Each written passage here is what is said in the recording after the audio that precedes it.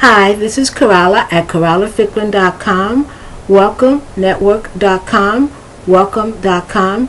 If you want to download any of our products, such as iStudy cards or iStudy guides, or other study aids such as MP3s or these videos, you can come to iStudycards.com, iStudyguides.com, anywhere, INIWHERE, anywhere.com. And if you want to download any of my writings, including books that I've written about body expressions, about metaphoric English, figurative English, looking at English metaphorically or figuratively, also about British, American, Australian English, or anything, just go to Pedians, P-E-D-I-A-N-S, Pedians.com. Okay, I've done other tapes on Spanish before, and anyone who's seen my other tapes know that my native language is English. There's no surprise there. I'm an American English speaker. If I do have a second language, it's Spanish. I also have, we also have available cards about idiomatic expressions in French. But I do speak Spanish somewhat. And I do a lot of translations, especially certain grammatical concepts or notions or ideas or whatever, terms. And here what I want to look at is those verbs in English that, okay, you have two verbs in this. Let me see if I can do this. You have two verbs in a sentence, correct?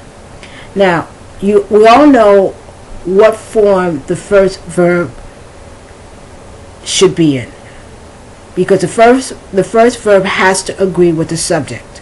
So if you have the verb, for example, to need or to want, okay, so you have the verb to need or to want, correct?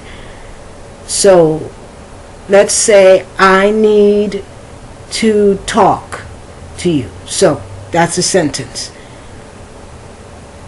Need must agree with the subject. So if it's I, you, we, they, I need. You, we, they need, right? But if it's he, she, or it's needs. And that's because I, you, we, they need, he, she, it needs. But here's the problem. After need, you have another verb. Now, what form? In which form does that other verb go? There's no rule. There's no rule. Some verbs take the infinitive, such as I need to talk, I want to talk, I have to talk,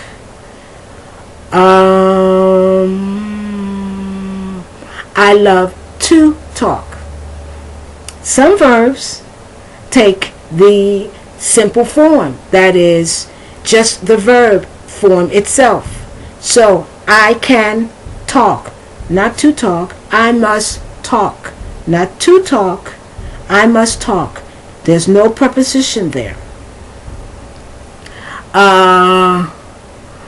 Some verbs take the gerund or the ing or the present participle. I don't know.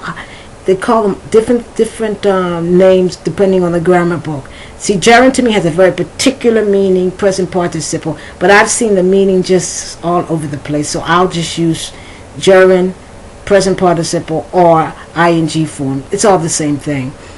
For example, I hate speaking in public. Now you can say I hate to speak in public, but after hate you can use either form. But I hate speaking in public, or I appreciate going to the park. That's not a very good sentence, but you get the point. After appreciate, the second verb is in the ing form. So what I did was I looked at the verbs in which the second verb must be in infinitive form, and I translated that verb into Spanish.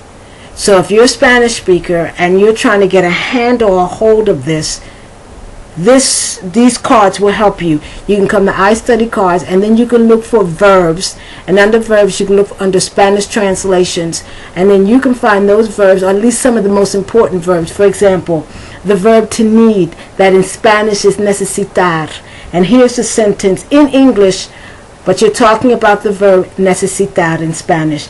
I need to call my mother. Okay, so the verb to need in Spanish is necesitar. After that verb in English, you must use the infinitive form. The verb to like in Spanish is gustar, and the children would like to go to the beach. Okay, gustaría, would like.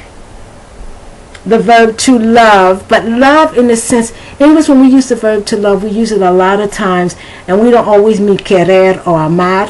When you love something, the way we use it a lot of times in English is encantar. Encantar. She loves to talk and to hear her own voice. People say that. She loves to hear her own voice, so it's encantar. To hope, esperar. They hope to visit you tomorrow. To hope. So when you have the verb is esperar, when you see the verb to hope, after that you must use the infinitive form if you have a second verb. To plan, planear. I had always planned to travel. Plan to travel, planear. To intend, pensar. I intend to talk to Mary about my plans. To intend. Now that's a false cognate because there's no intentar. I know people say, well, that sounds like intentar. I know it sounds like intentar, but intentar in English is to try. And you know, after to try, you also use infinitive form. I tried to talk to Mary, but that's tratar or intentar, no? Okay. To mean, all right? To mean. Querer o pensar hacer algo. Querer o pensar hacer algo. For example, when you say, what do you mean? ¿Qué quieres? ¿Qué quieres decir? ¿Qué?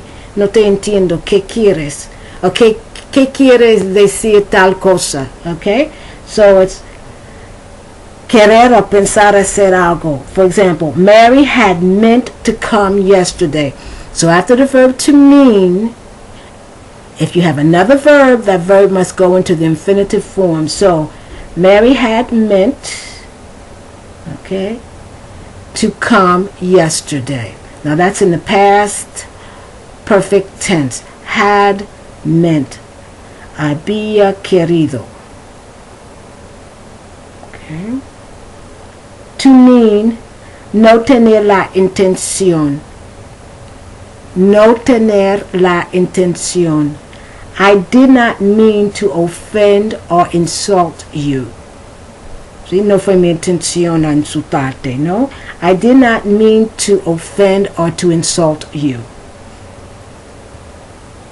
To mean can also mean, because mean in English has a lot of meanings. Yeah, to mean in English has a lot of meanings. Okay, so to mean also means suponer. Suponer. Once again, but how the verb goes, I'm just giving you meaning here. Family members are meant to help each other. So let me just move on. To decide, decidir. That is a cognate, a true cognate. I have decided to live in Europe. Once again, that's the present participle. That's the present perfect, he decidido. Okay. To decline, declinar. That's once again, that's a true cognate. The world has declined to help. Okay, so my time is up. So I'm going to continue on the next tape. So this is Coralla Ficklin at CorallaFicklin.com, iStudyGuides.com, iStudyCards.com.